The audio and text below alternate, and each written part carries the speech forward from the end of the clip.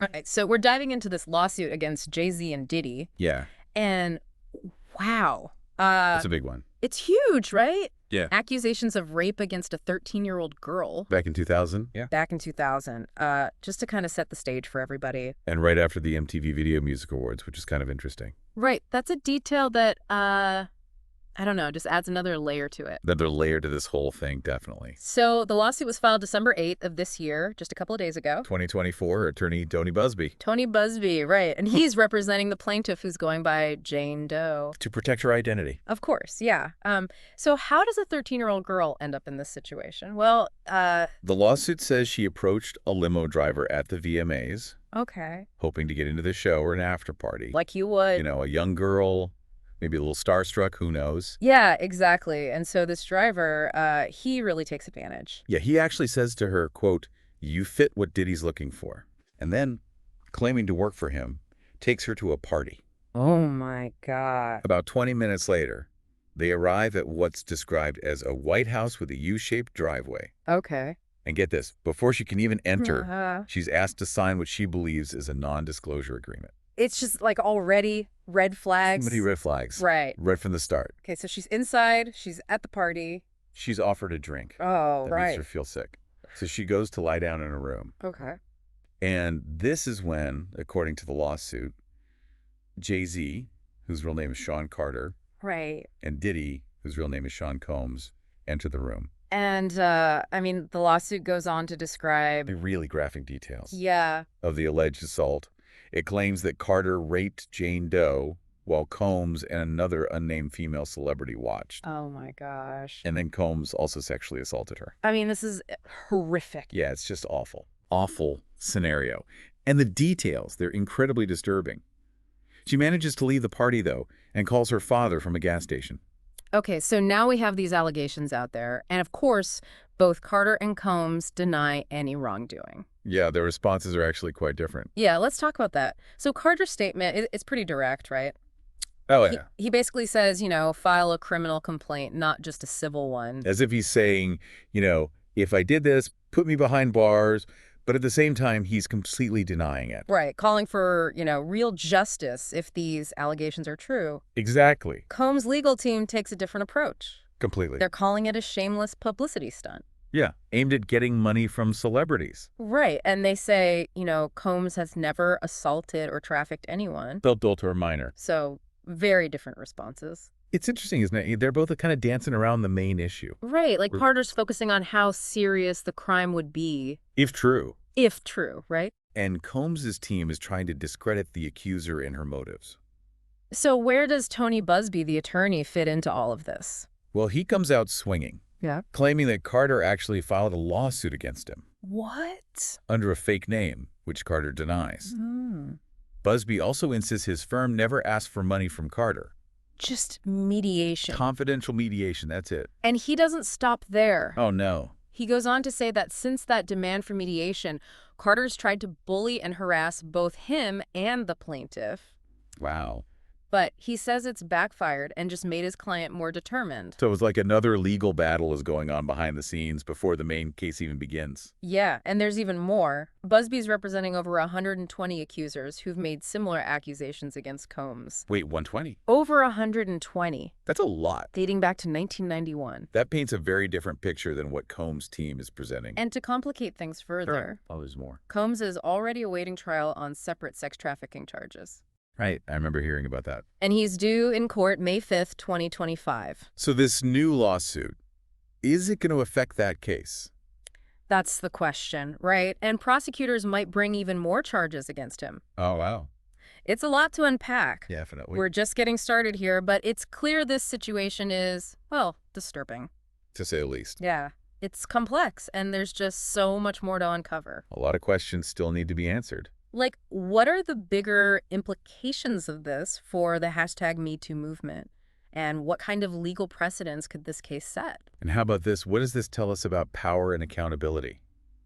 Not just in music, but in society as a whole. Big questions. Big, big questions. We'll be digging into all of that in the next part of our deep dive. This case with Jay-Z and Diddy, it really makes you think about power. And fame. Fame, yeah. And how that can, Lead to abuse, potentially. Yeah, especially in an industry like music. It's hard to overstate their influence, you know? They've shaped so much, not just the music. Right. Fashion, business, even like the idea of success. Exactly. And when you have that kind of power, Yeah. well, maybe the rules don't seem to apply anymore. Right, like you're untouchable or something. And that's where things can go wrong. And if these allegations are true, I mean, was there anyone, Enabling them. enabling them looking the other way? Big questions. Yeah, and what about the victims? Why would they wait so long to come forward? Think about it. The pressure, the fear.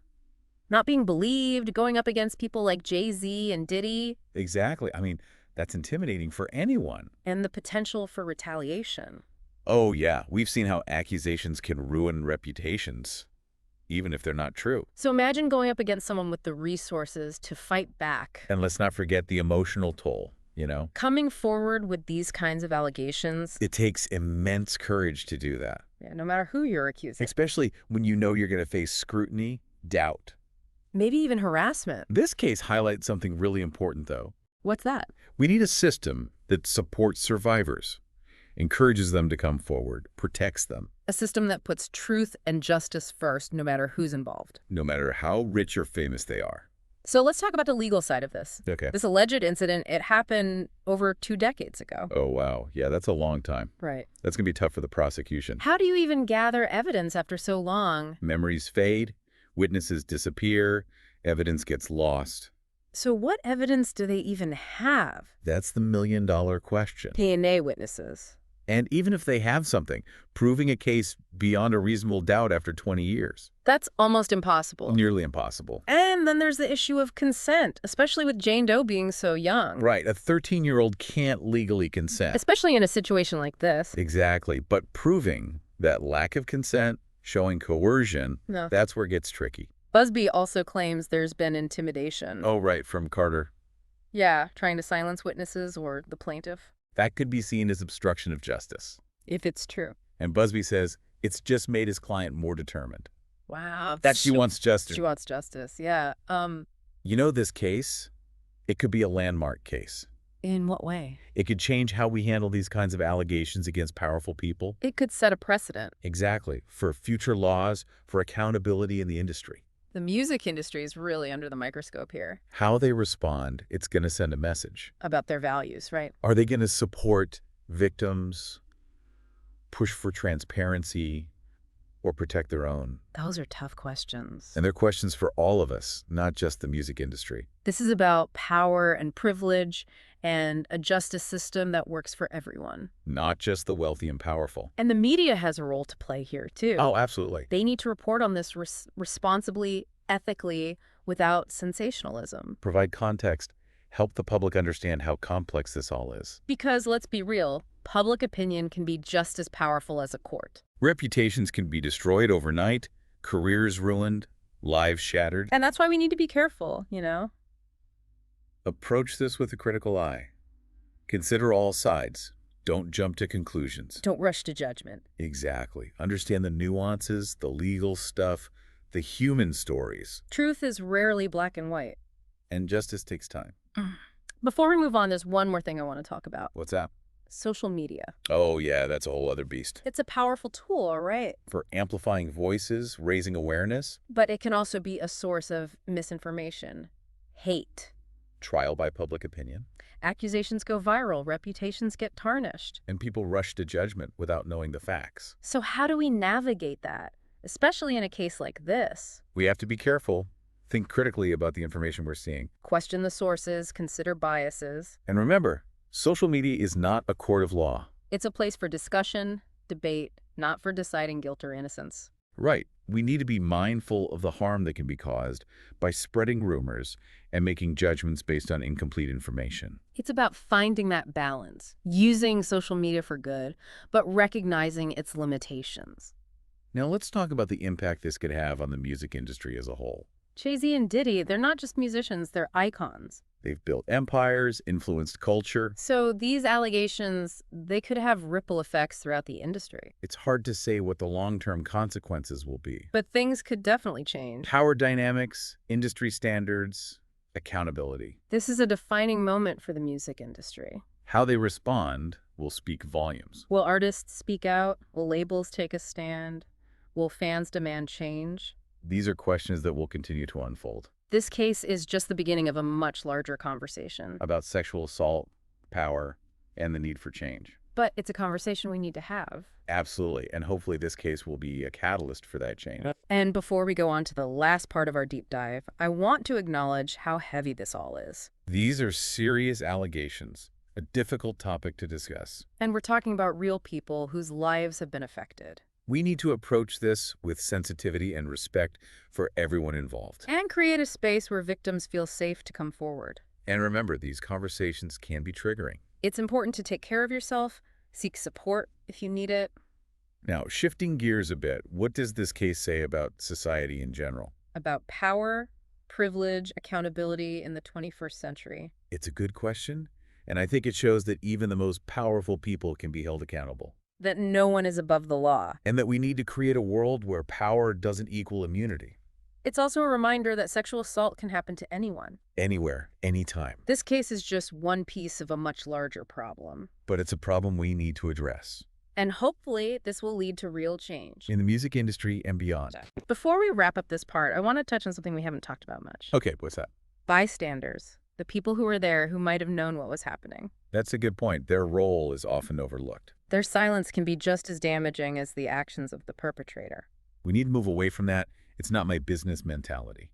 We all have a responsibility to speak up, to challenge harmful behavior. Support victims. Right. Create a culture where this isn't tolerated. It's about shifting the narrative, realizing that we all have a role to play in preventing sexual violence. And holding perpetrators accountable. It's a shift that needs to happen everywhere, in our personal lives, our workplaces, our institutions. We all need to be part of creating a world where sexual assault is no longer the norm. That's a powerful message. As we continue this deep dive, let's keep that in mind. Speak up, support victims, hold perpetrators accountable. We all have a part to play in creating a more just and equitable world. We've talked about a lot, you know? The power dynamics, the legal stuff, the impact this could have on society. It's a huge case. But we can't forget about the people at the center of this. The human cost, yeah. Right. Busby, Jane Doe's attorney, he keeps talking about how strong she is. How determined. Determined to see this through, even with the alleged intimidation. Incredible. And it makes you think, what's the long-term effect going to be? On her, on the other accusers, on Carter and Combs themselves. Their lives are changed forever, no matter what happens with the lawsuit. Their careers, their reputations. It's a lot to carry. And it reminds us that this isn't just some legal game, it's real people's lives. Right, and something else we talked about earlier. Yeah. Trying to piece together what happened after so much time. Reconstructing the past, it's tough. Especially when trauma's involved. The alleged incident was over 20 years ago. How do you even remember things clearly after that long? That's what I'm wondering. How reliable are those memories? That's a huge debate. Trauma can really mess with your memory. It can, yeah. So then how do we balance that with believing survivors and holding people accountable? It's a tough question. It is. We need a legal system that understands trauma, but also delivers justice. That's asking a lot. It is, but this case could change things. Force us to rethink how we handle these kinds of allegations. Especially when they involve incidents from so long ago. Okay, so before we wrap up, I want to go back to something you mentioned. Okay. The impact on the music industry. Yeah, this case has really shaken things up. Exposed a lot of, secrets, maybe? An industry that often looks the other way. Right, so is this a turning point? Will things actually change? Will victims feel safer coming forward?